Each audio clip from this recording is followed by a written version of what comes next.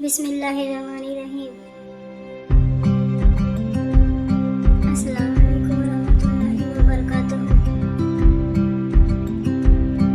آج ہم ایک ایسے رشتے کی بات کرنے جا رہے ہیں جو نکاح کے ایک جملے سے شروع تو ہو جاتی ہے، لیکن اسے زندہ رکھنے کے لیے محبت صبر لحاظ اور احساس کی ضرورت ہوتی ہے۔ جی ہاں، آج کا موضوع ہے شوہر اور بیوی کی محبت، وہ محبت جو دکھائی نہیں دیتی مگر دل دوریاں جوڑ دیتی ہے۔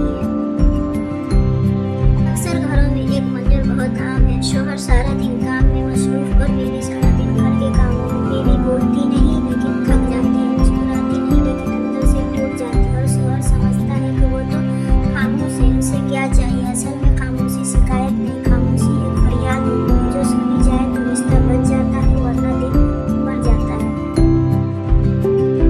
شوہر کا یہ کہنا ضروری نہیں کہ میں تم سے محبت کرتا ہوں، لیکن بیوی کو یہ محسوس ہونا چاہیے کہ تم اکیلی نہیں ہو۔ کبھی ایک کپ چائے خود بنا دیا کرے، کبھی بچوں کو خود سنبھال لیا کرے، کبھی کچھ آج تک گئی یہ چھوٹی باتیں بیوی کے دل میں بڑی محبت بن جاتی ہے۔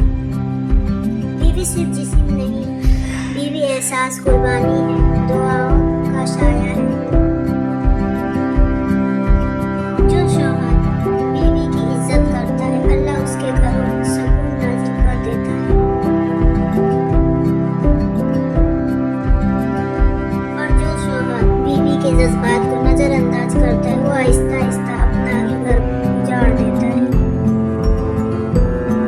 ہمارے نبی کریم صلی اللہ علیہ وسلم فرماتے ہیں، گھر کے کاموں میں ہاتھ بٹاتے تھے، اپنی بیویوں سے نرمی سے بات کر کے مسکرا کر بات کرتے تھے۔ سوچئے اگر نبی کریم صلی اللہ علیہ وسلم کا طریقہ ہمارے گھروں میں آ جائے تو کتنی طلاق کے کاغذ خود بخود جل جائیں گے۔ بیوی جب روتی ہے تب تو سب دیکھ لیتے ہیں، لیکن جب وہ خاموش ہو کر اللہ سے شکوہ کرتی ہے تو اللہ ضرور سنتا ہے۔ یاد رکھے، جس گھر میں بیوی کے آنسو گرتے ہیں وہاں دولت تو آ سکتی ہے لیکن برکت نہیں۔